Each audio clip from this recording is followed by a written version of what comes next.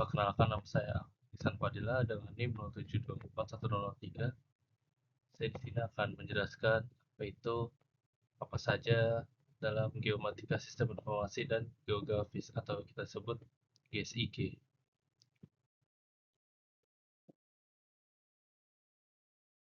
Agenda kali ini itu peran geomatika dalam pekerjaan teknik sipil.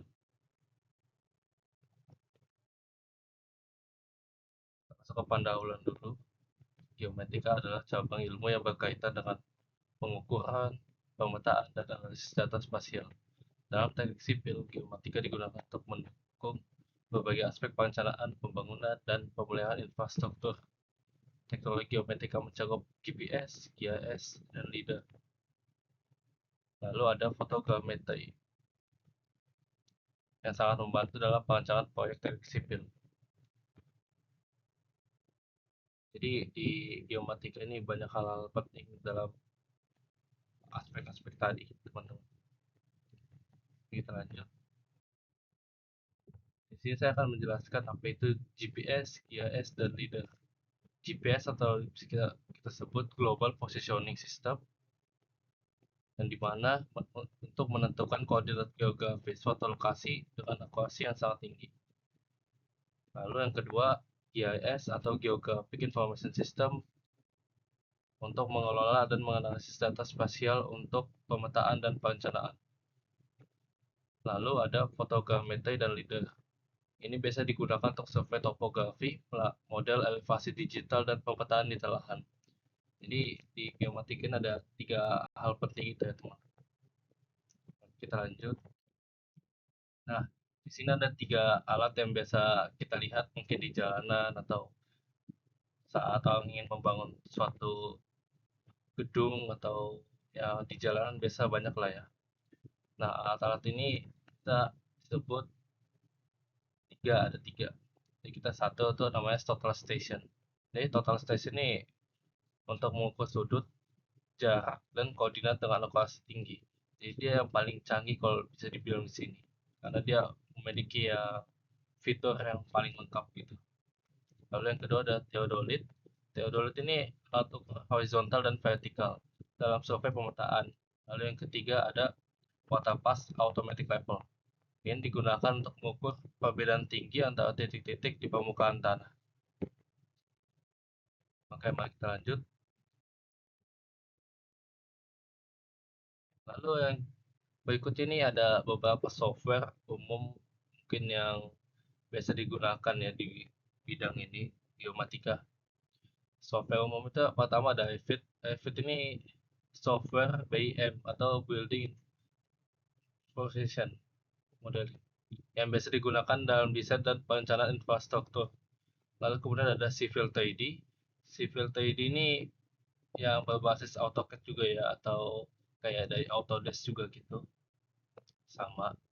Ini digunakan untuk desain infrastruktur berbasis data survei. Jadi kalau kita habis survei itu datanya dimasukin ke sini, Civil 3D. Lalu yang ketiga ada ArcGIS, software GIS profesional dari SI yang biasa banyak digunakan untuk analisis data spasial.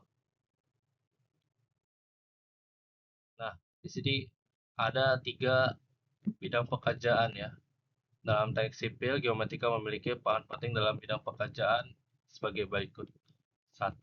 Pekerjaan bidang struktur, 2. Pekerjaan bidang transportasi, dan 3. Pekerjaan bidang geoteknik. Sebenarnya masih ada lagi seperti hidroteknik dan lain-lain, cuma saya di sini cuma menjelaskan 3 saja.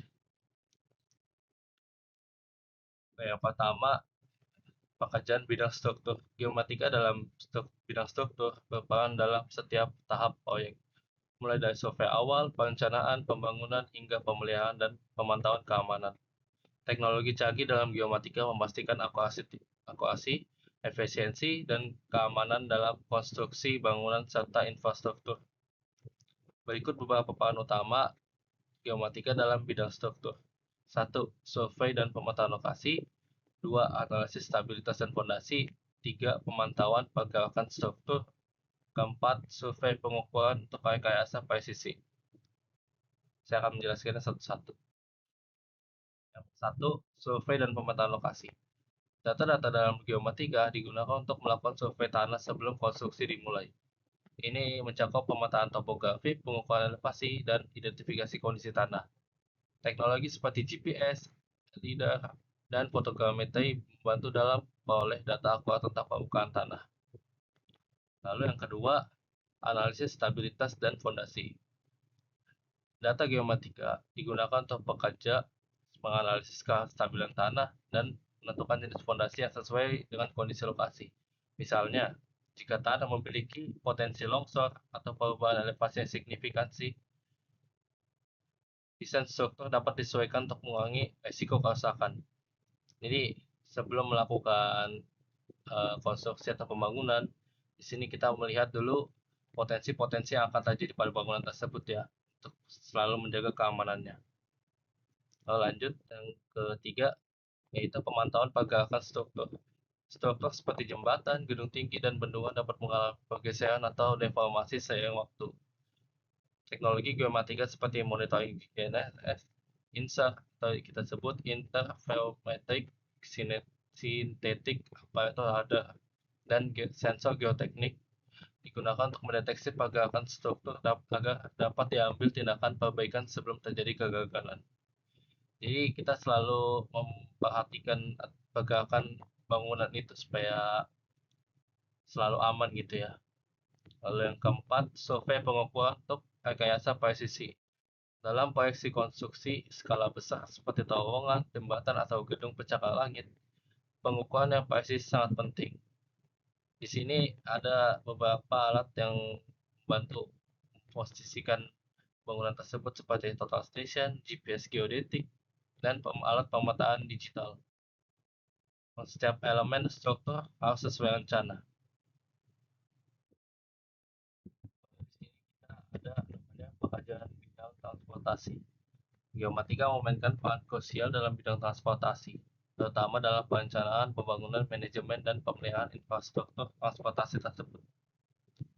Berikut peran utama geomatika dalam bidang transportasi. Di sini ada tiga yang akan saya jelaskan, yaitu survei dan pemetaan jalur transportasi, pengelolaan transportasi umum, lalu yang ketiga, manajemen dan pemeliharaan infrastruktur. Nah, yang pertama, survei dan pemetaan jalur transportasi. Sama seperti di bidang struktur, teknologi seperti GPS, LIDAR, dan fotogrametri sudah juga digunakan untuk pemetaan yang akurat dalam perencanaan dan pembangunan jalan, seperti jalur kereta api, serta jalur penerbangan. Data dari satelit dan drone dapat membantu mengidentifikasi area yang membutuhkan perbaikan atau pengembangan. Lalu yang kedua, pengelolaan transportasi umum. Data geomatika mendukung beberapa hal seperti pengelolaan transportasi umum dengan membantu dalam penentuan autobus, kereta api, dan sistem transit lain. GIS memungkinkan perencanaan rute yang lebih efisien berdasarkan kepadatan populasi, pola perjalanan, dan permintaan pengguna. Lalu yang ketiga ada manajemen dan pemeliharaan infrastruktur. Geomatika juga digunakan untuk memantau kondisi jalan, jembatan, dan rel kereta api menggunakan teknologi remote sensing dan sensor geodetik. Dengan menggunakan monitoring GNSS dan pemetaan deformasi, pemerintah atau pihak berwenang dapat mengidentifikasi area yang membutuhkan perbaikan sebelum terjadi kerusakan besar. Jadi di sini manajemen dan pemeliharaan itu kita selalu memperhatikan kondisinya dan selalu monitoring gitu loh. Sebelum ada kejadian yang tidak diinginkan atau terjadi kerusakan besar. Jadi kita lebih baik mencegah lebih cepat. Lalu yang terakhir ada yang ketiga, pekerjaan bidang geoteknik. Geomatika sangat penting dalam bidang geoteknik yang berhubungan dengan studi sifat tanah dan batuan untuk mendukung perencanaan serta konstruksi infrastruktur. Geomatika juga berguna untuk analisis dan pengambilan keputusan di bidang geoteknik yang selalu memastikan keamanan dan efisiensi dalam pembangunan infrastruktur. Berikut adalah peran utama dalam geoteknik. 1. Monitoring pergerakan tanah dan longsor. 2. Survei dan analisis tanah untuk fondasi bangunan.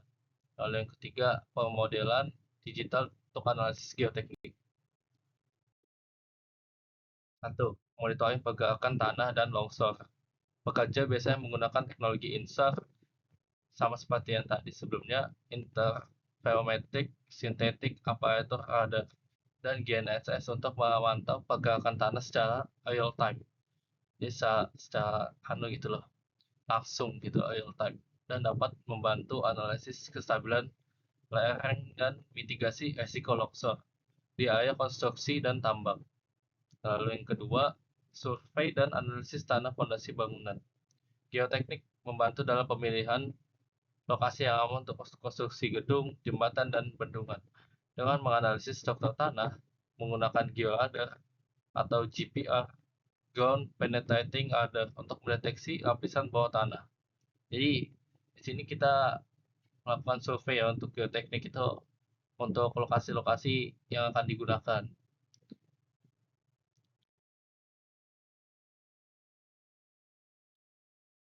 Lalu yang ketiga, pemodelan digital untuk analisis geoteknik.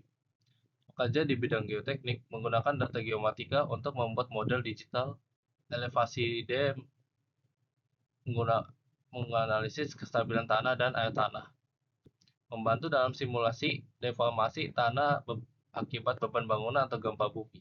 Jadi di pemodelan digital untuk analisis ini kita menganalisis kestabilan tanah dan air tanah. Itu untuk deformasi tanah akibat beban bangunan atau gempa bumi ya teman. Mungkin itu saja yang bisa saya sampaikan. Kurang lebih mohon maaf. Saya tutup. Assalamualaikum warahmatullahi wabarakatuh.